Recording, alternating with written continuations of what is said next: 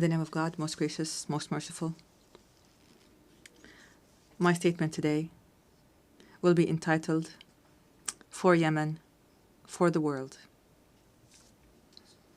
Your Majesties, Your Excellencies, Your Highnesses, Madam President of the General Assembly of the United Nations, Mr. Secretary General, ladies and gentlemen, distinguished delegates. I would first like to offer Madam Annalena Baerbock and her friendly country, the Federal Republic of Germany, I'd like to offer them our sincere congratulations on her election as President of the United Nations General Assembly.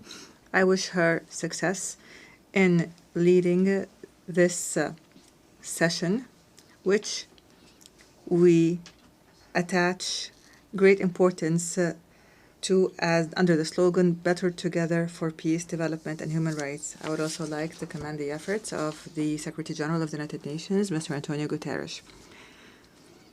We look forward to working with these two leaders of the United Nations to champion peace and human rights in Yemen and to offer protection to the relief staff that have been kidnapped by the terrorist Houthi Militias that are backed by the Iranian regime.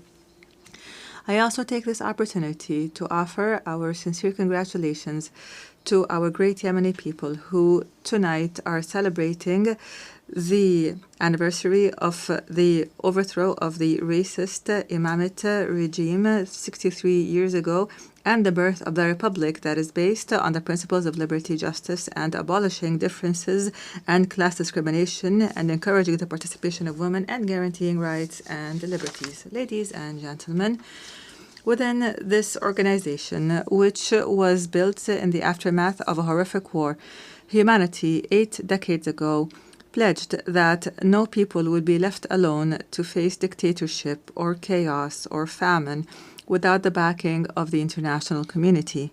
You pledged, and we pledged along, that this organization will safeguard human dignity and the rights of peoples to live in dignity, security, development, and peace. And today, after all these years have passed, we pose to you the same fateful question from the Yemeni people, whether these values and principles continue to exist or not, or else what would it mean for our country to be left hostage to the Iranian regime's expansionist schemes and its militias that use hunger as a weapon, religion as a tool, and maritime passages as a means of blackmail? What does it mean for this country with an ancient history to become one of the most dangerous hotspots of terrorism, cross-border terrorism in the world? Therefore, we are here today not simply to speak of the epic confrontation of the Yemeni people against the most violent and arrogant of terrorist organizations at all. Rather, we are here to build on what was achieved and to call on the world once again to take action and not simply to take note, and to achieve the salvation that we have promised our people, not simply a repetition of statements of the past. Ladies and gentlemen, Yemen today is not simply a domestic crisis. Rather, it is a test of the credibility of the international organization. After a decade has passed to the coup that was orchestrated by the Houthi militias supported by the Iranian regime against the national consensus, our people are living one of the gravest humanitarian crises, facing security threats that transcend our borders and spread to the region and the entire world. The Houthi militias are no longer a rebel group in a remote area in the country. Rather, the Houthi militias are an international terrorist organization armed to the teeth with an advanced Iranian arsenal, including ballistic missiles and drones and booby-trapped boats and sea mines and fissile projectiles and other qualitative weapons that are internationally banned. In addition, this outlaw group supports networks that smuggle drugs and utilize new technologies to disrupt communications and guidance systems in an attempt to transform Yemen into a laboratory to experiment with the weapons of its supporters. These are not simply tools of war. Rather, this is a scheme to redraw the map of Iranian influence in the region. And those who are lenient with this group today must imagine how tomorrow will be when the Red Sea and maritime passengers fall prey permanently to this terrorism. Therefore, ladies and gentlemen, the past years have proven that the policy of conflict management, by offering more incentives, has only brought more disaster and destruction. Moreover, the policy of containment has given the Houthi militias the time and the resources to further expand its arsenal. The United Nations was unable to protect its own staff who were kidnapped in Sana'a, unable to protect the oil installations and the commercial ships. It has become clear that the peace we seek cannot be asked for, but must be imposed by force. Ladies and gentlemen, it has become incumbent upon the world today to reconsider its position on the Yemeni situation. On the one side, there is a widespread national front that believes in international legitimacy and adopts the values of partnership and democracy and maintains local diversity and popular participation and works on building the institutions of a state. This is the front that I represent today, myself and my brothers, the members of the Presidential Council and the government, which is a member of the United Nations and represents all Yemenis, men and women alike. In return, we have an exclusionary, sectarian, fascist organization that does not believe in the principles of international legitimacy and which conducts cross-border terrorism and adopts an authoritarian theocracy that is opposed to human rights, which is embodied by the Houthis and their supporters. Unfortunately, the disregard by many of the essence of the Yemeni crisis has encouraged the Houthi militias to go further in threatening peace regionally and internationally and targeting energy sources and maritime passages and even kidnapping and abusing United Nations staff.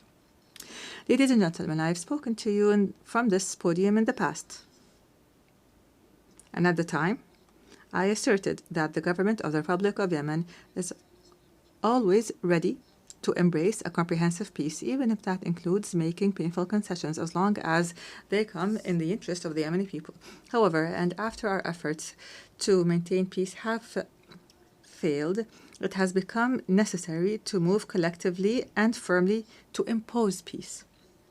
Therefore, I call on you today to form an effective international coalition to restore security and stability to Yemen, a coalition that would rebuild the institutions of the state and would liberate the country from the clutches of the militias and all forms of terrorist groups. Ladies and gentlemen, the United Nations General Assembly, in its 80th session, seems to be in dire need to prove to its members that international law is not simply a myth, and that the rules-based international order is not simply a selective call.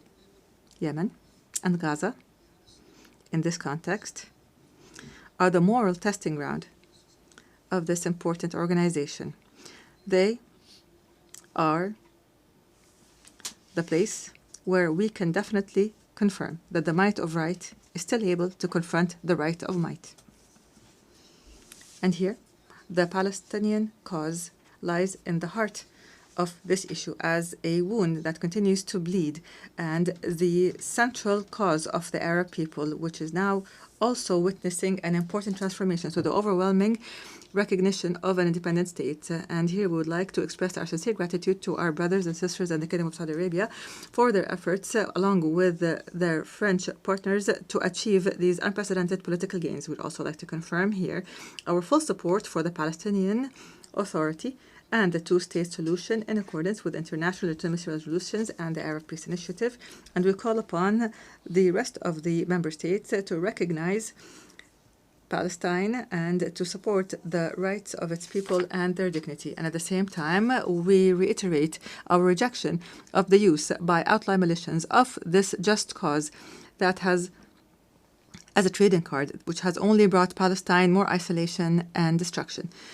Your Majesties, Excellencies, and Highnesses, in the midst of this suffering of the Yemeni people that has lasted for 11 years, our brethren have not left us alone.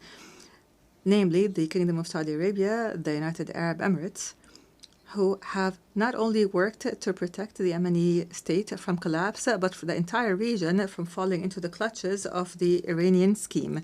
They have presented a practical model of strategic partnership based on development. The world must adopt this model and not simply watch it.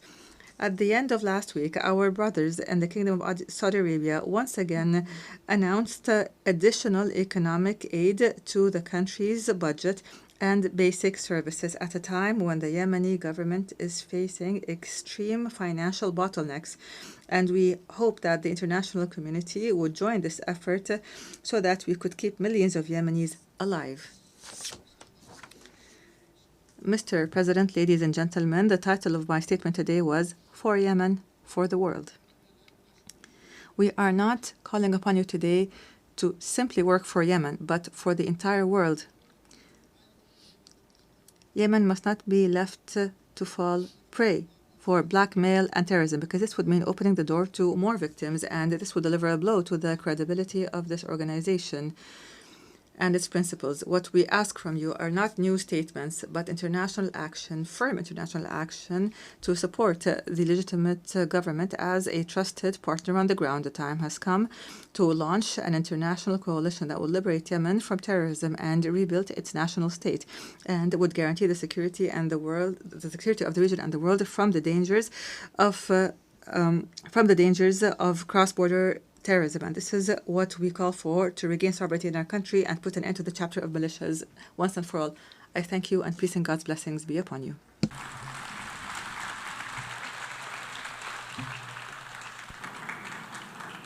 On behalf of the Assembly, I wish to thank the President of the Presidential Leadership Council of the Republic of Yemen.